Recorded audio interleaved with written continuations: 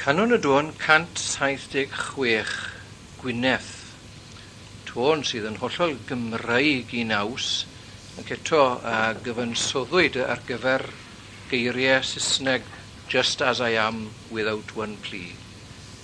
Fe ganwn ni'r dôn ar eiriau o Iesu Mawr, pwy ond tydi a llasau farw drosom ni, sef 217.